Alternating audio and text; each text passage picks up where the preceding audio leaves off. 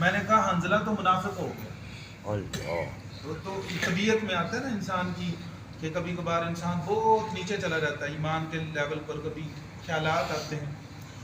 تو حضرت ابوبکر رضی اللہ تعالیٰ عنہ میں سبحان اللہ یہ تم کیا کہہ رہے ہو؟ میں نے کہا جب ہم رسول اللہ صلی اللہ علیہ وسلم کے پاس ہوتے ہیں آپ ہمارے سامنے جنت اور دوزخ کا تذکرہ کرتے ہیں تو گویا ایسے کہ ہم اپنی آنکھوں سے دیکھ رہے ہوتے ہیں, لیکن جب ہم آپ کی مجلس سے نکل آتے ہیں اور بیوی بچوں اور دنیا کے کاروبار میں مشغول ہو جاتے ہیں تو بہت سی چیزیں بھول جاتے ہیں.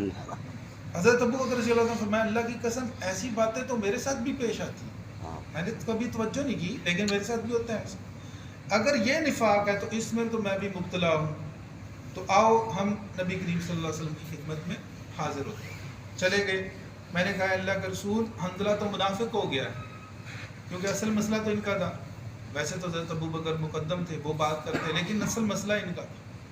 رسول اللہ صلی اللہ علیہ وسلم نے فرمایا یہ کیسے؟ میں نے کہا اللہ کے رسول جب ہم آپ کے پاس ہوتے ہیں آپ کے سامنے جنت اور دوزخ کا تذکرہ ہوتا ہے تو ایسے معلوم ہوتا ہے کہ گویا ہم اپنی آنکھوں سے دیکھ رہے ہیں, اور جب آپ کی مجلس سے اٹھ کر چلے جاتے ہیں تو بیوی بچوں میں مشغول ہو کر سب بھول جاتے ہیں, بہت سی باتیں بھول جاتے ہیں.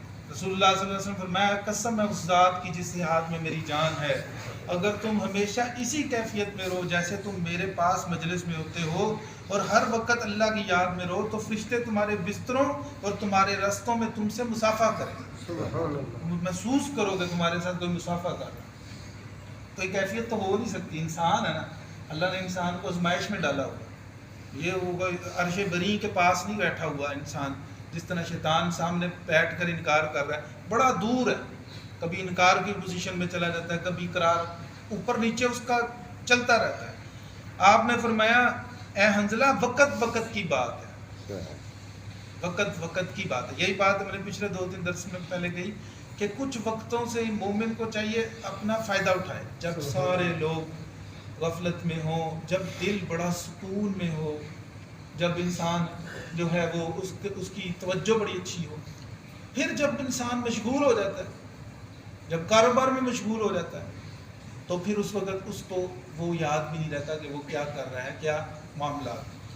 3 مرتبہ آپ نے فرمایا یعنی ہر لمحے انسان کی ایک کیفیت نہیں رہتی بلکہ حالات کے اعتبار سے کیفیت بدلتی رہتی. تو اس لیے انسان کو جو ہے وہ عبادت, یہ نہیں کہ انسان اپنے دل میں سمجھے میں تو منافق ہو گیا تو سارا کچھ چھوڑ کر مسجد میں آ جائے, تو مسجد میں بھی اس کی طبیعت میں اوپر اونچ نیچ ہوتی رہے گی, چڑھاؤ اتراؤ چلتا رہے گا. اس لیے وہ جب ایمان کی کیفیت بڑھے, نماز کے لیے آ جائے, عبادت میں آ جائے, لمبے سجدے کرے, چھٹی کا دن ہو تو سوچ لے میں آج ساری سنتیں پڑھوں گا, اشراق بھی پڑھوں گا.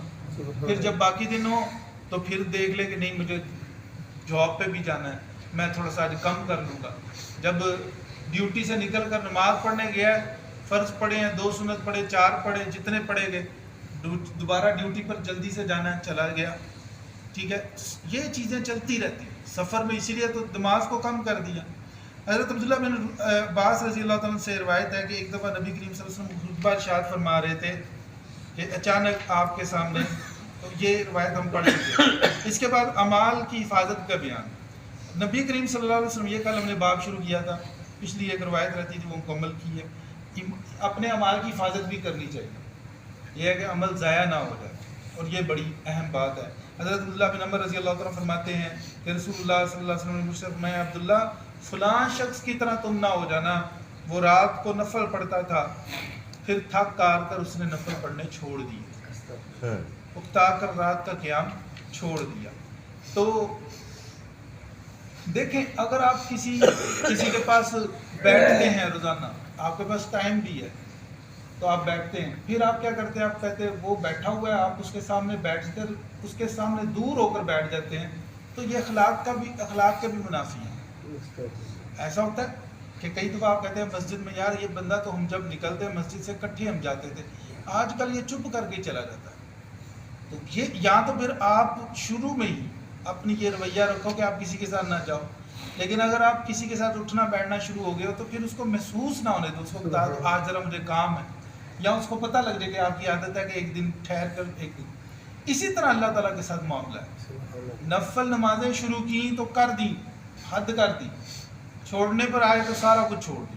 تو یہ تو اللہ تعالیٰ کے ساتھ بھی اچھا معاملہ نہیں. اللہ تعالیٰ بھی اس بات پر ظاہری بات ہے یہ ناراضگی کی بات ہے. ہمارے ایک استاد ہوتے تھے, ان کے ساتھ اگر کوئی شاگرد ملتا تو پھر وہ کہتے تھے جس طرح تم ملتے ہو اسی طرح ملتے رہنا. اگر تھوڑا پیچھے ہٹے تو وہ پھر ناراضگی کا اظہار کرتے. اور جو اگر ایک حد تک رہتا تھا تو اس سے ویسے ہی خوش رہتے تھے. تو اس لیے نفل نماز پڑھتے ہوئے اس بات کا خیال رکھنا چاہیے کہ وہ پابندی سے ہوتی رہے. اور چھوٹی سی روایت ہے, نبی کریم صلی اللہ علیہ وسلم حضرت عائشہ رضی اللہ عنہ فرماتی ہیں جب رسول اللہ صلی اللہ علیہ وسلم کی رات کی نماز کسی تکلیف یا کسی وجہ سے رہ جاتی ہے. اب دیکھیں اکتا تو بندہ جاتا ہے نا کسی وجہ سے, اکتانا نہ کہیں تو اس کو کہیں تھکاوٹ ہو جاتی ہے.